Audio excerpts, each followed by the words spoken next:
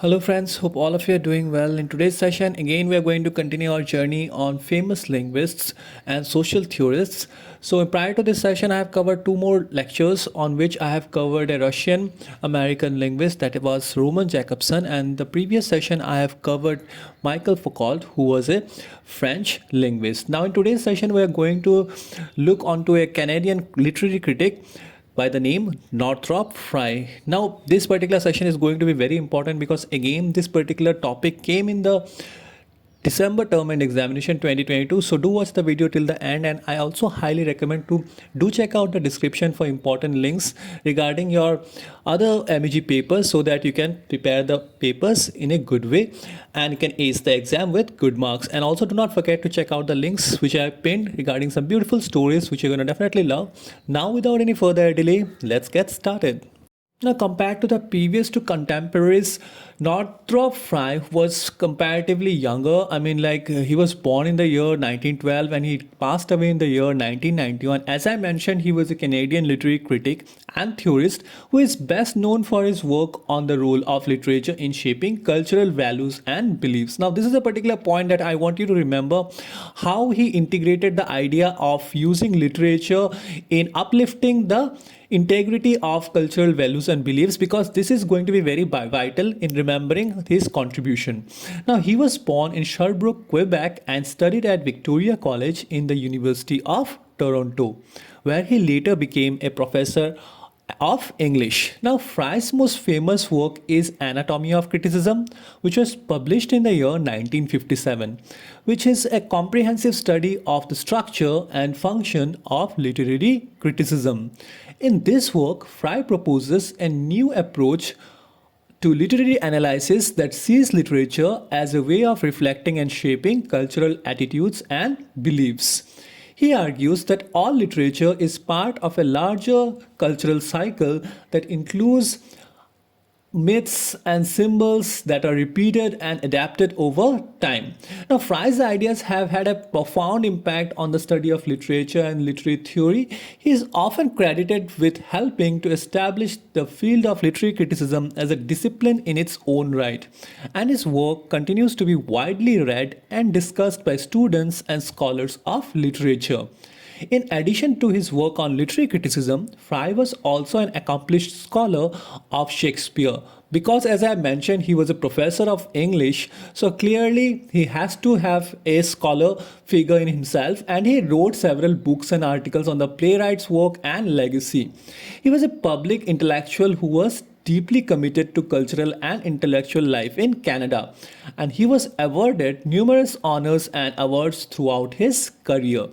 Overall, we can say that Northrop Frye's contribution to the field of literary criticism and theory have had a lasting impact, and his work remains an important reference point for students and scholars of literature.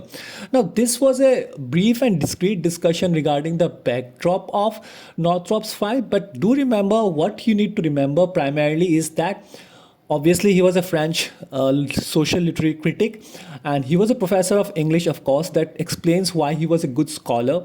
And yes, his contribution in the field of literary criticism is noteworthy, and his work in the field of literature was tied to uplifting the cultural values and beliefs. Now, in case of Roman Jakobson, you might have remembered that I mentioned clearly that his contribution in the field of linguistics were in terms of poetic functions, in terms of literary theory.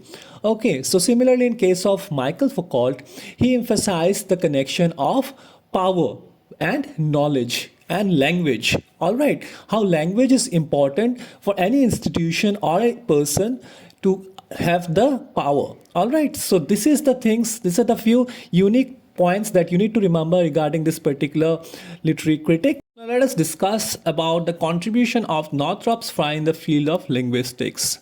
Now, Northrop Frye's contribution to the field of linguistics are indirect but significant.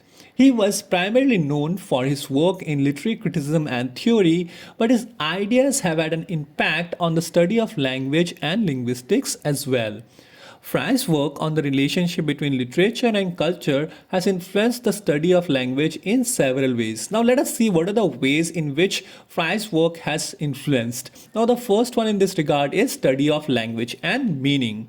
Now, here Frye's ideas about the role of literature in shaping cultural values and beliefs have influenced the way that linguists think about the relationship between language and meaning.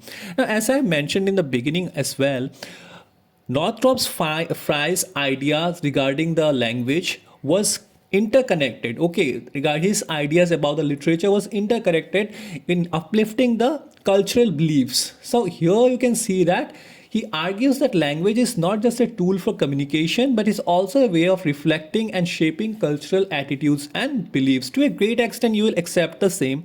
Whenever we use our language, we somehow reflect our cultural beliefs and attitudes. Now, this is what was stated by Northrop Frye, and that's why he is very much popular in the community of linguists. Now, the second one in this regard is study of symbols and archetypes. Now, Frye's idea about archetypes and symbols have also applied to the study of language and have helped to expand the scope of linguistic inquiry beyond formal linguistic categories. Now, the last one in this category is study of language and identity. Frye's work on the relationship between literature and culture has also influenced the study of language and identity and has helped to shed the light on the ways in which language is used to construct and reinforce cultural and social identities. Now, it's quite simple. Whenever we use our language, we actually represent a unique cultural value through our language, and that was emphasized by Northrop Frye. Overall, what we can say is that while Northrop Frye was primarily known for his work in literary criticism, his ideas have had a significant impact on the study of language and linguistics. His work continues to be widely read and discussed by students and scholars of literature and language. So this is the video, guys. I hope you had an insight regarding how to attempt a short note on Northrop Frye. And yes, do not forget to check out the lectures on Roman Jacobson and Michael Foucault. That will definitely add some value to your preparation for the upcoming term and examination. Regarding today's lecture, if you have any other doubts, do feel free to comment in the comment section. I'll definitely try to address it.